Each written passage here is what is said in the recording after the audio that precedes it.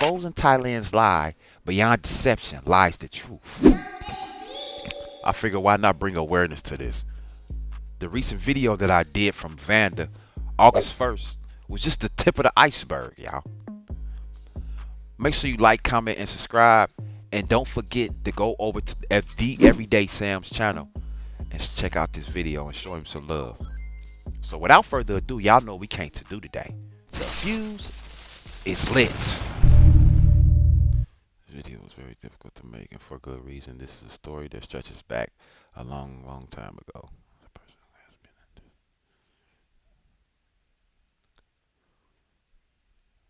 2008. Wow. Okay, so we got somebody with some good information. Let's go.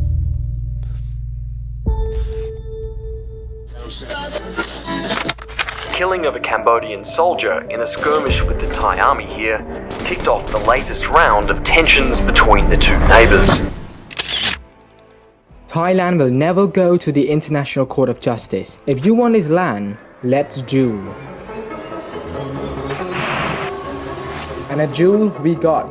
This morning, Thailand launched its military force on Cambodia, despite Cambodians' effort to complain to the International Court of Justice. And the comment you saw in the beginning of the video, that is actual statement produced by the Lieutenant General of the Thai's Royal Army. Just picture that before we go to dissecting the events. So let us break it down. What are the truth and what are the deception? Okay.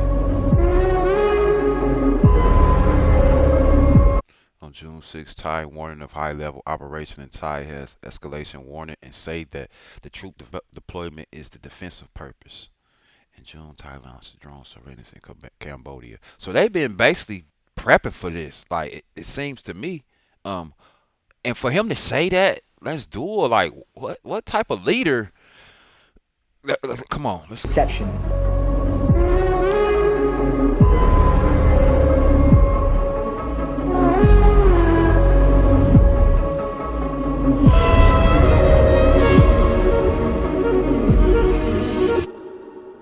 With Thailand deploying more and more troops over the border, with its military saying that they can use military force without government approval, and Cambodia also deploying troops to protect its land and its sovereignty. And seeing all of this, I did my research, and the more I researched, the more I realized that this is a scheme.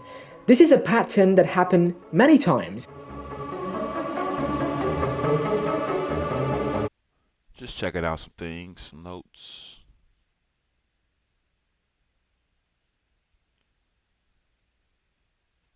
Okay.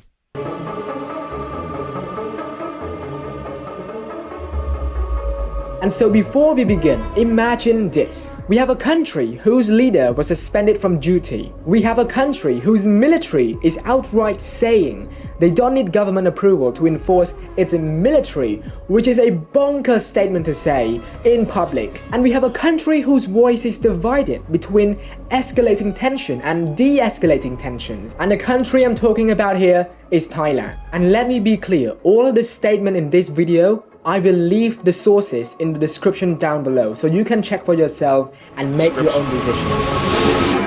Okay, currently it's quite late at night. This part of the video actually is not meant to be inside of this video, but I feel like a lot of people will not watch till the end and they will make a lot of comments down below. So I want to put this early, and that is related to civilians' lives being lost during the war. Firstly, just to point it out, I do not support any sort of war ever. We do not support any war whatsoever. I want to say that too. We want peace. We do not support this, by the way. Yeah. During the war. Firstly, just to point it out, I do not support any sort of war ever. Never. Period. And especially war that targets civilians. But currently, Cambodia, my nation, is being painted as a country that attacks civilians. This part of the narrative that the media just grab and put it out to the world without any context whatsoever is an absolute mind-twisting thing that I am seeing in real time. Let me break it down to you. Okay, so I have been doing this video for quite a while, since June. There were a lot of research that I've done related to the incidents that happened so far between Cambodia and Thailand. And from the very start, Cambodia has been very honest and upfront so many times that Cambodia will not respond unless Cambodia is invaded. That is the narrative from the very start. Secondly, Thailand is the nation escalating tension from the very start first. Closing border, making remarks that they are ready for war. Here's an article that posted by Thailand themselves that the defense minister of Cambodia say that Cambodia won't invade, lack jets to reach Bangkok. Now, somehow, Cambodia defense... Is that supposed to be a joke? Like, they're making jokes? These political people are doing that in the front of, in y'all face? Y'all need to take this serious. Like, when somebody tell you something, believe them. Invade, lack jets to reach Bangkok. Now, somehow, Cambodia defense minister's statement is made to seem like a weak point from Thailand, saying that we won't invade because we don't have jets to reach Bangkok. Whereas in reality, our country focuses on defense. We never have missiles, fighter jet, large artillery, and warships that Thailand have been posting in the past. All we have is defensive capability to defend our homeland. So with all of these, the facts that there are still people who believe the narrative painted by Thai's media is just, I'm out of word, and I just cannot describe that for a country that only focuses on defensive capability and is quite small, what are the incentive to attack Thais first? Right. And you can do your own research, narrative from the past. This is a pattern that Thai tried to provoke Cambodia and then blame themselves as the victim. They closed their border, and we obviously responded. We closed our border as well, like what we told them. And then they ask us to open the border. So we see a pattern. It's not just border. There are so many provocative acts, like so many that I listed down, related to Thailand, clearly making the first move. And since Cambodia doesn't bite, they try to pull out, and Cambodia say, no, we won't just listen to you. You cannot just close border and open like however you feel. So in so many words, I feel like Sam is basically letting us know the backstory on this, the information with Thailand as far as the position of power or wanting to open and close the border when they want to. And not only that, wanting to invade whenever they feel like it. Because Cambodia is always on defense. They never are the invaders, basically. Yeah. But at the same time, why is Thailand choosing to invade still? Somebody is on defense. They waiting on y'all to invade, though. But why? Is it because the corruption? Is it because it's too many people pulling from left to right? There is not just one person in that whole country that is the leader. It's multiple leaders, and everybody is making decisions. That's what it looked like to me, too. But let's proceed. Won't just listen to you. You cannot just close border and open like however you feel. Secondly, drone surveillance. Thailand has been using drone to survey the conflict area, even infiltrating our soil. And the fact is, Thailand is very smart. When we compare Cambodia and Thailand technology in military, we can clearly see that Cambodia has a very limited targeting precision, whereas Thailand, they have precision guided munition. So because Cambodia is limited on different things like, let's just say, weaponry and stuff like that. Is it because Thailand has the connections? Is that why they're doing this, though? Because Cambodia is more limited than Thailand right now. So that might be that, too, of trying to bully or trying to scare them, basically. But it's not working. Very limited targeting precision. Whereas Thailand, they have precision guided munition. They have drone surveillance. They have real-time targeting systems. So they've been doing... Why would y'all be using real-time targeted systems if it's no targets, though? Well, there are targets that we don't know about? It's just creating a conflict for no reason. That line that they're saying should be invisible, actually. Let's go. Come on. They have drone surveillance. They have real-time targeting systems. So they've been doing this drone surveillance. They will definitely know our military base. When the time comes, Cambodia has been very consistent from the very start. No escalation, and we only want peace. We appeal to the International Court of Justice. And Cambodian military is only based on one ideology, and that is being defensive. And that is what we did.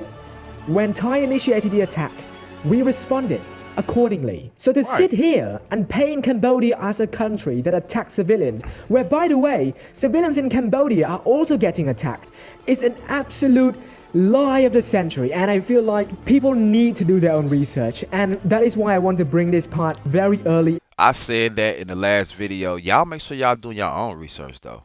Don't listen. I could be up here speaking with different things and learning stuff too, but you can too as well. Like do your own research so you can get your understanding on. Like, I feel like people need to do their own research, and that is why I want to bring this part very early in the video. And I seriously hope that this crazy digital war we're having, where a lot of lies are being spewed out with no context, will end very soon. So yeah, back to the main video. let's go.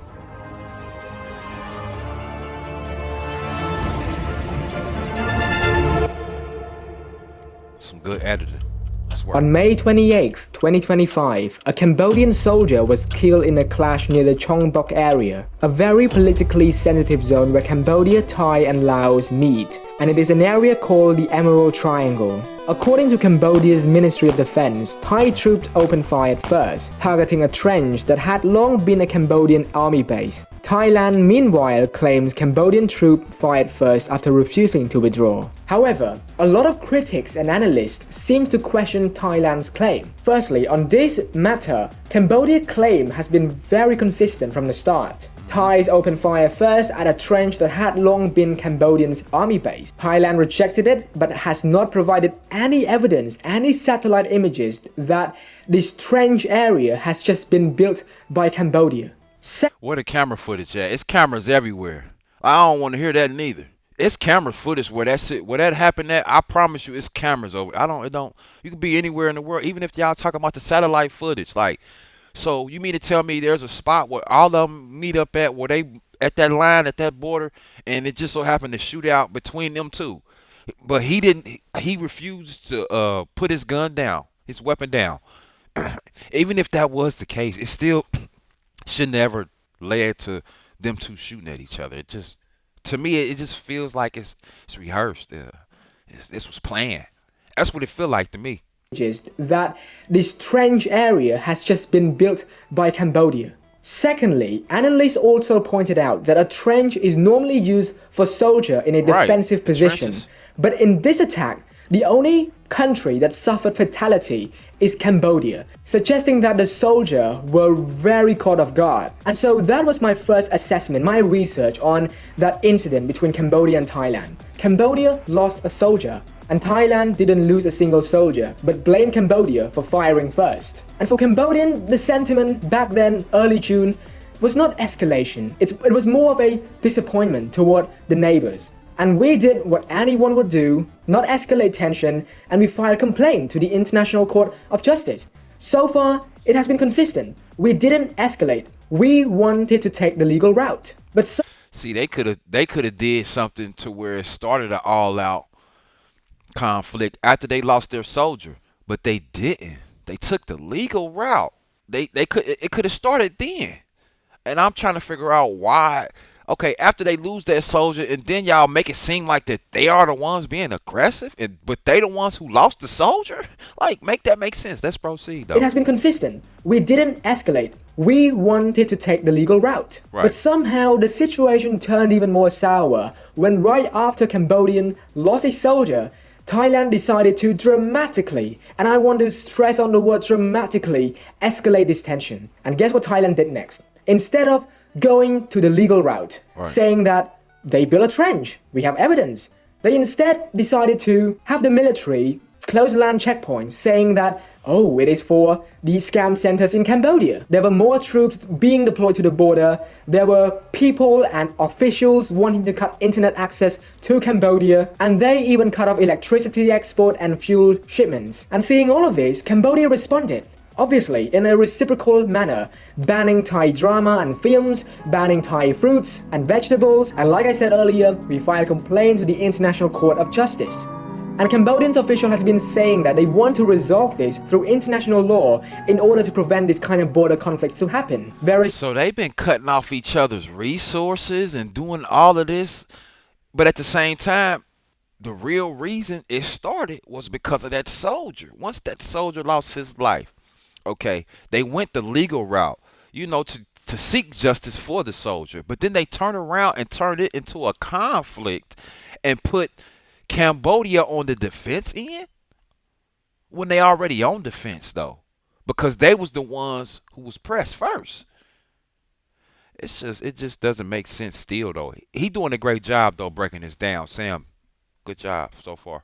To resolve this through international law in order to prevent this kind of border conflict to happen. Whereas Thailand claims that they need to resolve it through bilateral means. Right. And then seeing all of this, I dug deeper. I want to understand what exactly was Thai government was thinking and what do they mean by resolving this issue through bilateral means. So I want to understand Thai's position in this negotiation in the disputed area. You see, this string of events, when you look at it from a bird's eye view, Right. it is very simple that it is an economic tactic used to pressure a country to compromise through bilateral talk instead of resolving it through international law. We have to look at this issue from a broader perspective. We have the border closure, we have the economic pressure, the utility cut, labor blocking. These are tools used as leverage to influence Cambodia because Thai seems to believe that this is what they should do in order for Cambodia to compromise in the bilateral talk. So they want them to compromise. So in order for them to do that, they're cutting off their resources, just doing different tactics to make them submit. But at the same time, Cambodia, they just want peace, basically. And they don't want to submit. But let's proceed, though. They should do in order for Cambodia to compromise in the bilateral talk. Okay, I will keep this segment as short as possible. About 6 days ago, Thai claimed that Cambodia put landmines in Thailand territory, injuring Thai soldiers. Now, hearing this claim, I actually made a recording talking about this issue, but it is too long, so I'm just going to cut it out and just focus on this part. Just by hearing this claim from Thailand, we can start by asking simple questions before doing the research. Firstly, where were the landmines that exploded? Right. Secondly, what was the landmine used? Thirdly, they said that the landmines were freshly planted. Who conducted the forensic investigation? And when we answer this question, there is literally no consistency in their story. Just a bunch of nothing on that paper. Y'all don't got to read that part, by the way. Let's go. Just inconsistent. Their story.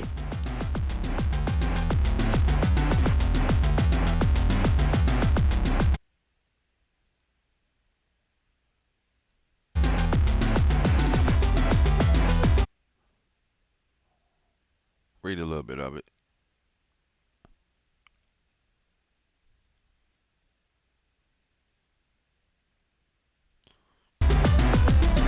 Oh. Firstly, the landmine that were used from their perspective is the PM2 landmines, designed by the Soviet. In Cambodia, we have a stockpile of that. During the Vietnamese War, during the Khmer Rouge regime, the internal conflict, and there were a lot of these landmines around the border of Cambodia. So either Thailand stepped into our territory and suffering injury, or they planted the landmine themselves and accusing Cambodia of planting the landmine. I feel like they crossed lines. They stepped on the wrong landmine because they wasn't supposed to be in that area, basically. And even if they wasn't in their area, that self-plant, it sounds more real to me. Because Cambodia is on defense. They're not looking for problems. They're not invading. They don't do, that's not how they operate at all. They always on defense. You have to approach them first. So this is how we know they planted them on their own. Or they was somewhere, they was in the area they weren't supposed to be in.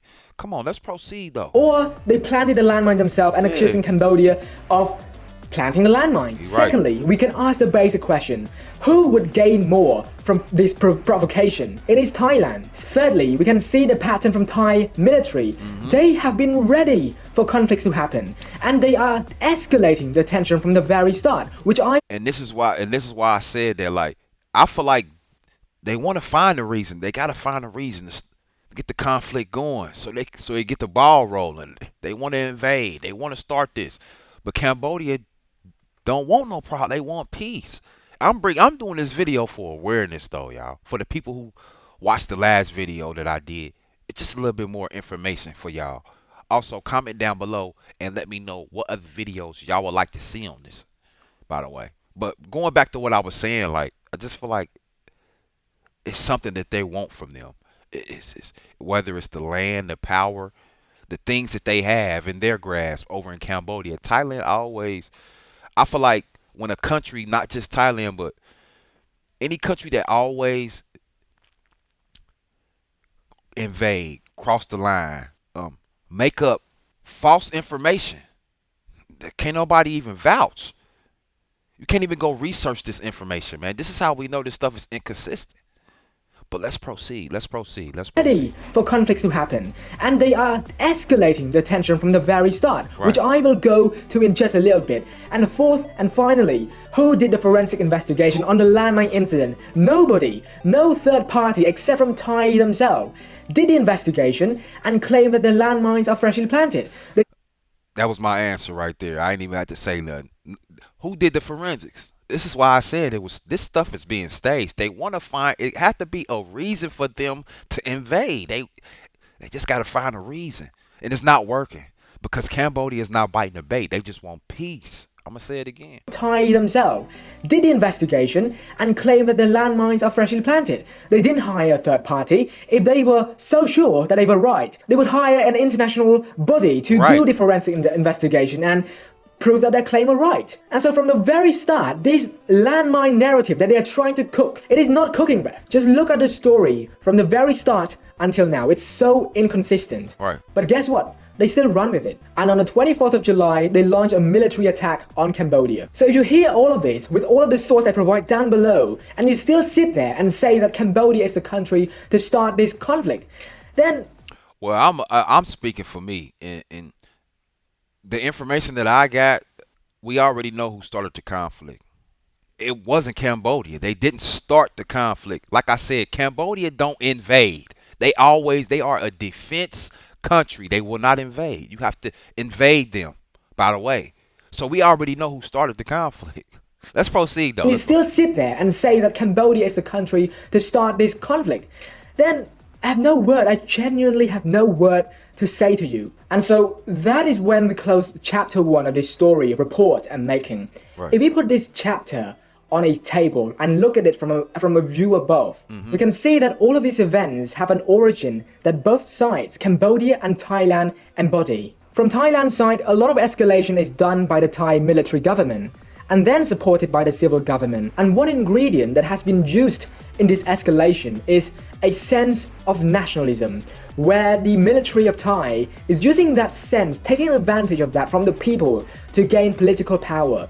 And we have seen patterns on this over and over again, where the only victims and people who are suffering are the soldiers and people who live along the border. For the civilians, once again, I'm gonna say that the people who suffer, the ones who live along the border, the ones who have nothing to do with it, and them be the ones who, it's just sad, basically. Like, they have nothing to do with none of this. They don't want no parts of none of this, but still they have to be put in between it. Man, let's proceed. And people who are suffering are the soldiers and people who live along the border for over a decade. And for Cambodia, this conflict also has the same origin. It's about nationalism. When our soldier was killed, Cambodians were disappointed. We were then blamed for starting the conflict, for provoking, for firing first. And then more Thai troops were deployed at the border. The border was closed. Electricity was cut off. And then the company that has been selling oil to Cambodia openly mocked Cambodia when they cut off fuel export. Imagine mocking your customer. Imagine mocking your neighbor. And a lot of netizens are mocking Cambodia for visiting Thailand, for visiting Thai hospital, for receiving Thai services, for buying Thai's goods, for being a customer and spending our hard-earned money on their goods and services. And so, yeah, for Cambodia, it's about nationalism as well. It's about protecting our honor. Wait, did he speed up? Did he? Come on, let's go. Oh, yeah. For Cambodia, it's about nationalism as well. It's about protecting our honor, protecting our lands and sovereignty. As we close this chapter on this video I'm making, you can decide for yourself on who's in the right, who's in the wrong, who started it, who escalated it. And again, all of the sources will be in the description down below. You can read all of them based on what I've claimed above. Okay.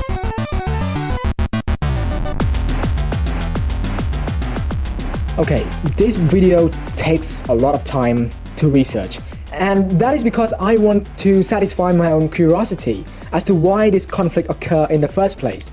But the more I dig deeper into this topic to understand the past centuries ago and then to decades ago, and with recent escalation, the more I just feel the need to publish this first chapter first on, debunking a lot of deceptions told by the media. And I feel like just because Cambodia is a small country doesn't mean that its voice cannot and should not be heard. So I used all of this research to put it in this first chapter. And my second chapter, which was my original intention, was to discuss as to why this sort of border issue, this conflict has continued for so many years and so many regimes and generations. I did a lot of research from international sources, and maybe a week or two ago I bought this book and I have been reading it. And yeah, chapter 2 will discuss the ideas behind this conflict, what happened, what led to this. And I feel like this is a story that has to be told from my perspective as a Cambodian, and also as a source of information on my personal YouTube channel as a video for others to see. And after chapter 2, I will talk about the final conclusion and what I think about all of this. Again, all the sources will be put in the description down below. Feel free to check it out. So that is it from me for the first chapter. If you have any comments or questions, be sure to leave it down below, make it constructive, and I hope you understand and learn something from this video. With that being said, thank you guys so much for watching this video, and I will see you all in the next one. Thanks, goodbye, and peace. Peace, bro. Exposing Thailand's lie, beyond deception lies the truth. The Everyday Sam is that YouTube channel. His links will be in the description. We will be following up on him. When he drop another video, we will be checking that out. Also, the information that he's sharing, that's priceless information. You can tell he's really going into depth. I just wanted to bring more awareness to y'all, for the ones who wanted to tune into that. Comment down below what y'all thoughts, and y'all let me know what y'all thinking about this, man. I appreciate all of y'all for spending time with me again today. Be on the lookout for more videos, though. They are on the way, but y'all know what's coming next. Like, subscribe, comment, turn on that post notification so you know when they bomb detonate. They bomb TV. Light the fuse. I can't lose. I thought you